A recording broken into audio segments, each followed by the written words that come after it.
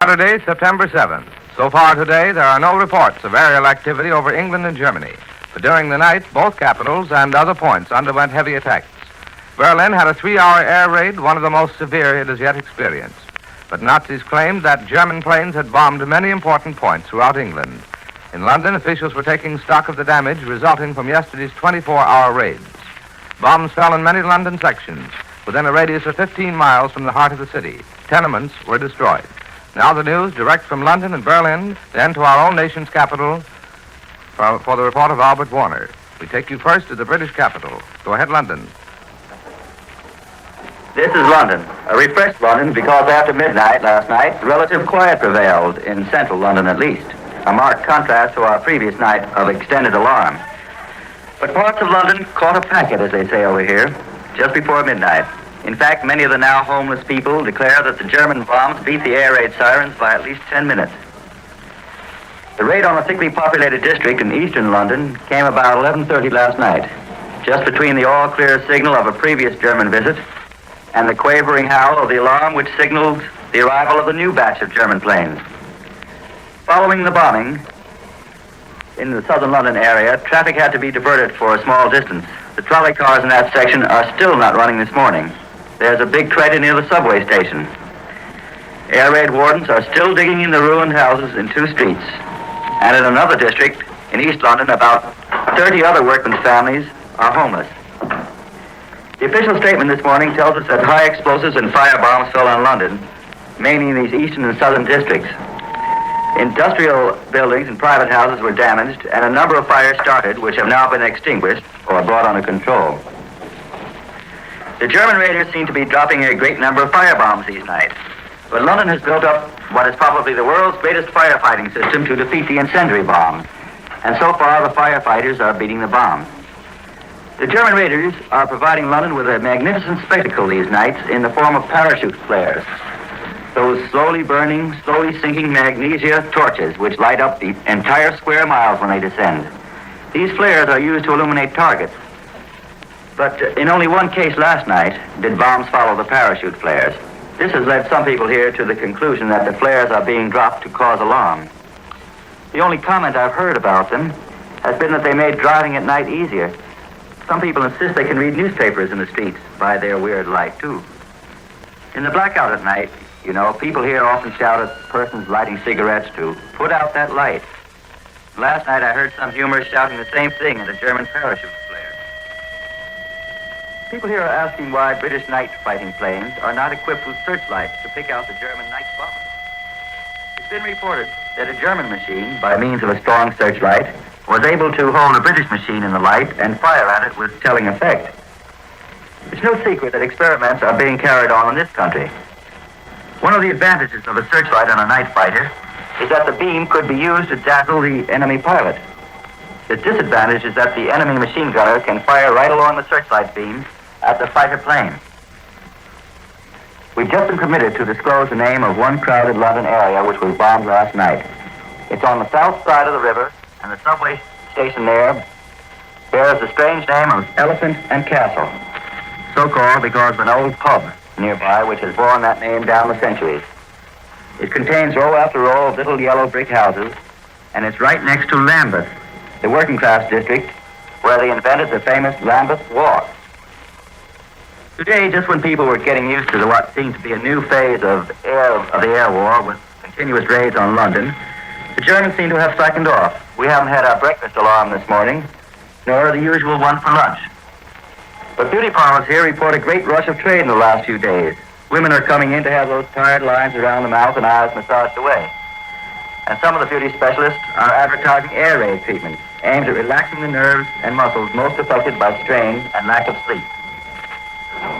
Incidentally, official records just compiled here show that from June 17th to September 6th, 1,688 German planes have been brought down. These planes, they think, must have contained about 4,000 German airmen. We return you now to CBS in New York. That was Larry Lasser reporting from London. At this time, we had expected to take you direct to Berlin for the latest news reports from the German capital. But up to this time, we've been unable to contact our Berlin correspondent. We take you now to the nation's capital for the report of Albert Warner. We take you now to Washington. Sometime today, sometime before midnight, the administration leaders hope the conscription bill will come to a vote in the House. There are still amendments to be dealt with. House members may not talk as long as senators, but they like their 2 or 3 minutes in the spotlight, and there are 435 of them. One highly important amendment remains for action, along with a good many lesser proposals. The important proposition deals with industrial conscription, an issue brought to the front by Wendell Willkie, Republican presidential candidate. The administration amendment advanced by the Military Affairs Committee proposes penalties for industrialists who decline to cooperate with the government in its defense program. The amendment would let the government operate a recalcitrant plant on a rental basis, but the ownership title would remain with the private owners.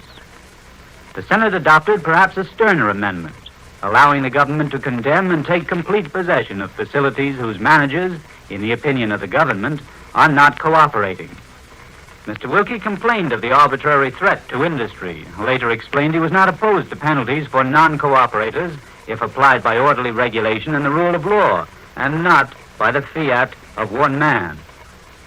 Once all the amendments are disposed of, the House, which has been sitting in Committee of the Whole, comes out of committee and greets itself as the House again. At this point, the administration may ask for a roll call on any amendment adopted in Committee of the Whole, which it doesn't like.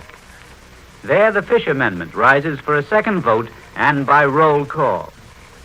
Supporters of the draft bill hope to overturn and reverse the fish provision. As it stands, it would postpone the draft for 60 days while the president issues a call for volunteers and waits to see if 400,000 men flock to the colors.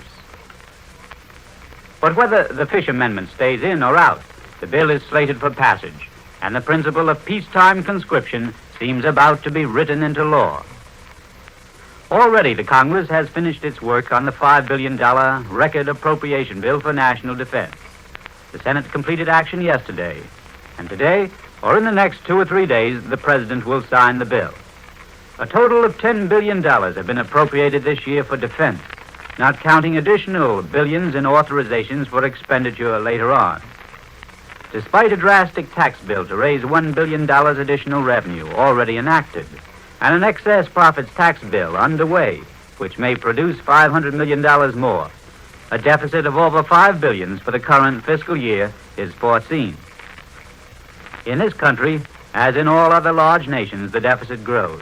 Whether in the war or out of it, the whole world is going deeper and deeper into the red. The Defense Advisory Commission is reported studying a possible embargo on steel scrap export, and the Commission may recommend such action to President Roosevelt. At present, a large part of the United States scrap exports go to Japan. After the draft bill, the only remaining big measure before Congress is the excess profits tax bill. The Senate Finance Committee seems to be in sympathy with the charge that no one can understand it in the shape it came from the House. The committee is rewriting the measure. Chairman Pat Harrison has called the group into an extra Saturday meeting in an attempt to get the bill before the Senate early next week. Administration leaders hope to begin debate on it Tuesday. It has been given precedence over all other legislation. Senate Majority Leader Barkley says he thinks that the upper house can get the tax bill out of the way in 3 days.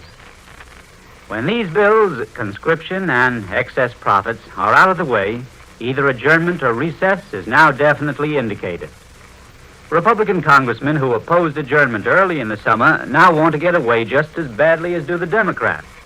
And Senate isolationists, who once thought that Congress would be a check on the president, are now despondent.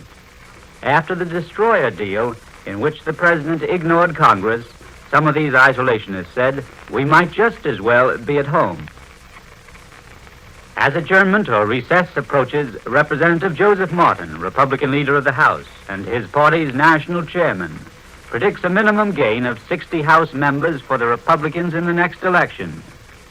His prediction is that there will be a gain of between 60 and 75. The Republicans need a gain of only 48 to organize the House and elect Mr. Martin Speaker. Well, the present Democratic Speaker of the House, William Bankhead, declines to be worried over the outlook. I don't hear that they are going to make any substantial gain, he tells me. In fact, the Republicans may lose some seats. But this talk of winning or losing seats makes members of the House nervous. Political fences back home are calling them. It won't be long now. We return you now to New York. That was Albert Warner speaking from Washington. And still, we are unable to contact our Berlin correspondent. However, we do bring you at this time the latest news from Berlin, received at Columbia's newsroom in New York.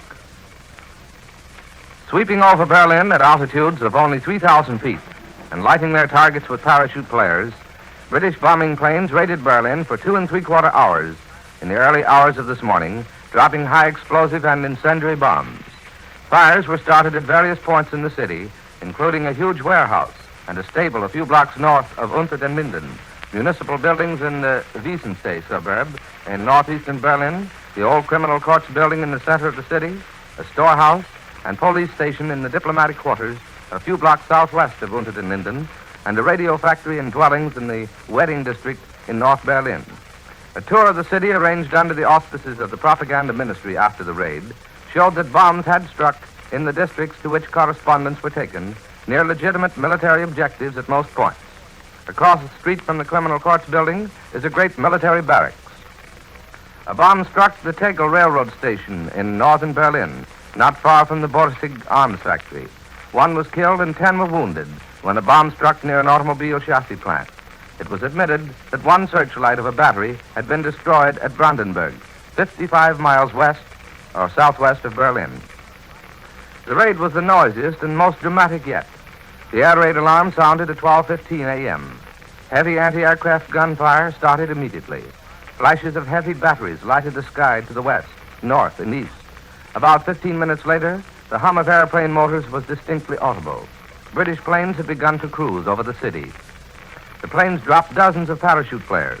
1 dropped direct over the United Press building in Unter den Linden, the center of the city. The Wilhelmstrasse and Adolf Hitler's ornate chancellery, situated on it, must have been visible to the flyers in the blue-white glare. It was evident that the planes were flying back and forth across the city on the same paths. Daringly, the planes came down to about 3,000 feet, but not once were they picked up by searchlights. The British planes seemed to be disregarding entirely the heavy fire from the ground. 1 plane dropped a string of parachute flares across the center of the city from west to east, circled, and dropped another series farther south from east to west. As soon as a flare dropped, guns blazed into furious action, trying to shoot them down. Pom-pom and machine guns joined in the fire unavailingly. Several times it was observed from the United Press building, as soon as a flare would go out, a British plane would return to the spot and drop another at almost exactly the same point, despite deafening ground fire. After an hour and a half, reddish glows began to appear in the northern and northeastern sky.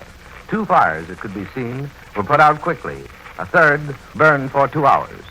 Windows rattled and buildings trembled in the din of gunfire. It was noted that, though this part of the dispatch emphasized the number of parachute flares, the daring of the British flyers, and the fury of gunfire, it did not mention bombing. Under German propaganda ministry rules, foreign correspondents may send nothing on an air raid until after the all-clear signal had been sounded, and then their dispatches must conform to official versions. English bombers flew to Berlin in several waves. 2 waves were repulsed before they reached the city by anti-aircraft fire and night fighters. Several planes of a 3rd wave flew over the anti-air cordon and dropped bombs on various points of the city, particularly in the workers' quarter of Wedding in the north, where several fires were ignited and there was appreciable damage to buildings. And thus we conclude this morning's report of European development. Larry Lesseur reported from London, Albert Warner from Washington. Larry Elliott speaking. This is the Columbia Broadcasting System.